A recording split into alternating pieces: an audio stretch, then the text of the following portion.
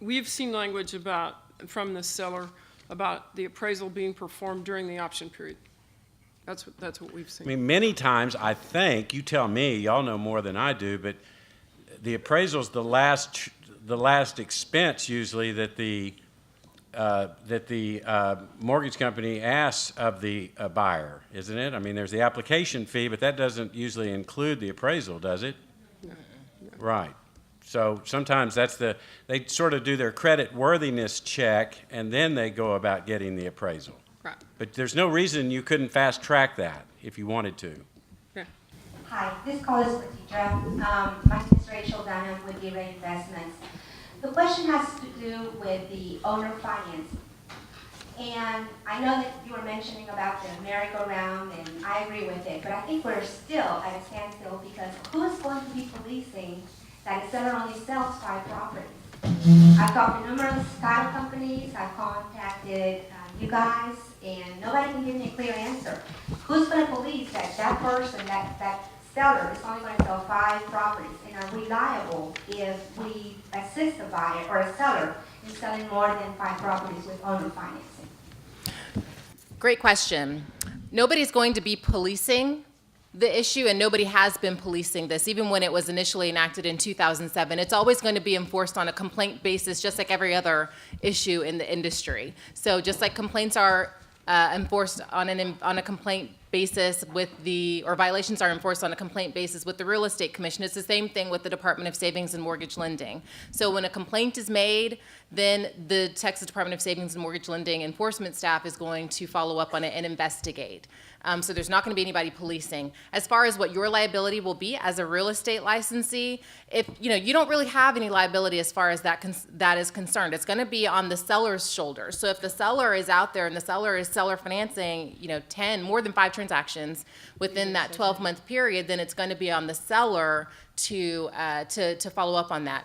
And it's not going to be up to you. Don't have the obligation either to inquire or to ask or try to figure out or discover whether or not the seller has financed more than 5 transactions in a rolling calendar year. And generally speaking, when you say seller financing, Edra, you mean when the seller doesn't owe anybody anything, or else they're going to get enough down payment to pay off their existing mortgage, and so they'll be creating a first lien and seller financing. That's what you mean when you say seller financing. Is that right? That's what I mean. Okay, just want to show.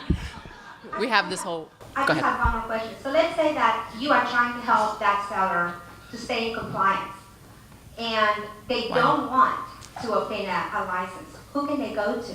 Can they go through a mortgage broker, lender? Because even the lenders have no idea how to handle those transactions. So if you're working with a seller who does this on a regular basis, they're doing more than 5, then you can advise the seller that they can either go to somebody who has this sort of the required licensure to kind of do the negotiating for them so that the seller doesn't have to be licensed. They can go to a lender who might have the license or otherwise. But the seller won't have to get the license if they get this other person to be involved with the transaction. And actually, the Commissioner of Savings and Mortgage Lending Commissioner and the Real Estate Commission and TAR have engaged in conversations about how licensed RMLOs could facilitate for those sellers that you have in that situation for a fee. So there'll be some process for that coming. A broker advertises a particular percentage of commission in MLS to the buyer's broker. Buyer's broker negotiates acceptable offer. Seller's broker says offer is acceptable, but buyer's realtor must agree to a commission that is less than the MLS addressed. Does the buyer's broker have grounds to file a grievance for commission? Seller signs the offer, buyer's broker initials, can't read all this, commission on the last page of the contract, and I guess this is about a grievance. Yeah, I think it would be arbitration. I think the selling agent who's being sort of forced into accepting a lesser commission so that the transaction can go through could file an arbitration for the amount that was offered through MLS. And I know that there would be some would argue that, oh, well, gosh, if you signed off on that, then you agreed to adjust it. But I think it would be under duress.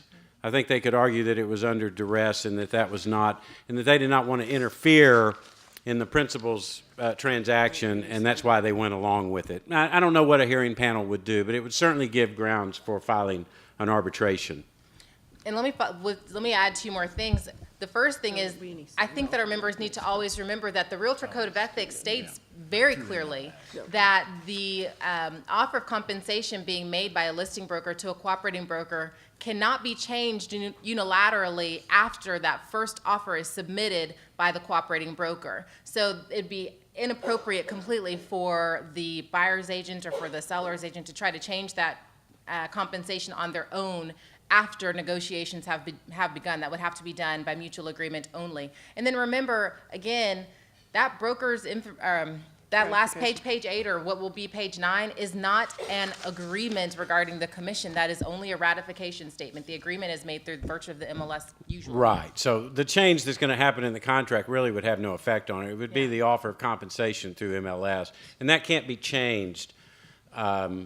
And so if it was, I just think in the example you gave me, based on the question, it sounded like there was a little duress going on there, okay? Like, hey, we're not going to go with this unless you agree to cut your commission, and that selling agent may have gone along with it, but maybe they were just winking and, to get the transaction closed. Mm-hmm. So I think the listing broker would find themselves in an arbitration. So I don't think it's a smart thing to do.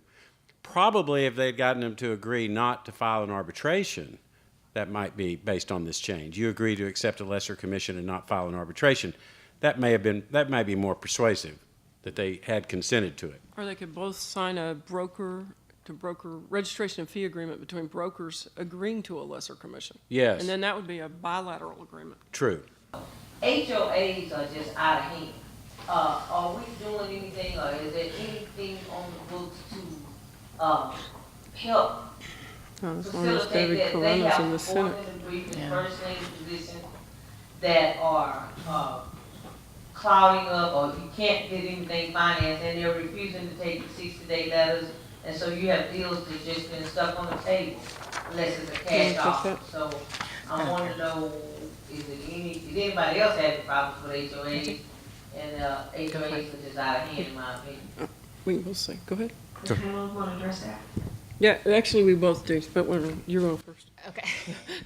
Well, what I'll say about that is we understand that there are a lot of problems with HOAs. For several sessions, legislative sessions now, we have worked very closely with all of the stakeholders in the whole HOA debate, trying to get some sort of reform or some sort of blanket legislation to cover all HOAs. I will tell you just a little backstory. There is a member of the Texas Senate who has made all of his wealth basically through managing HOAs. So he's never going to allow some sort of wholesale reform of HOAs while he is chairing the committees that hear those bills.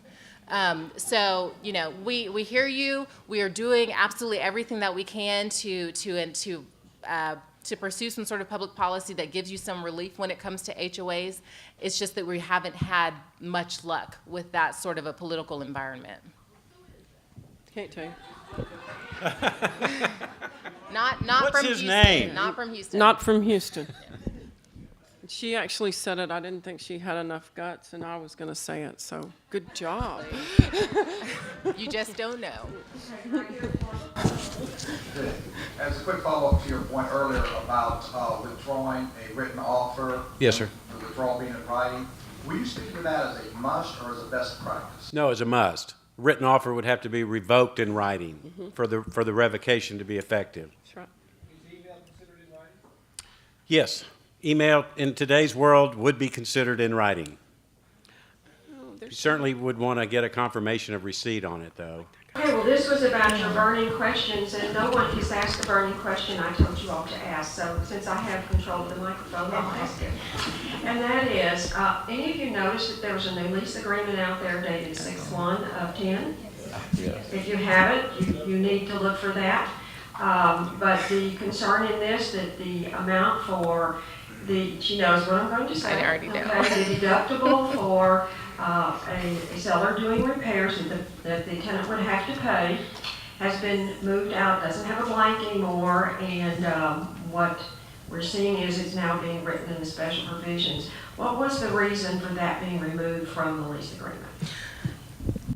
The reason for that was that the vast majority of our members were misusing that blank in the lease and were charging tenants for any repair, whether it was a repair that the landlord had to pay in its entirety, whether it was a repair that had to do with the health and safety or anything like that. And so it was really ended up placing a lot of our members in a situation of great liability. So it was just made from a decision was made from a task force standpoint to remove that.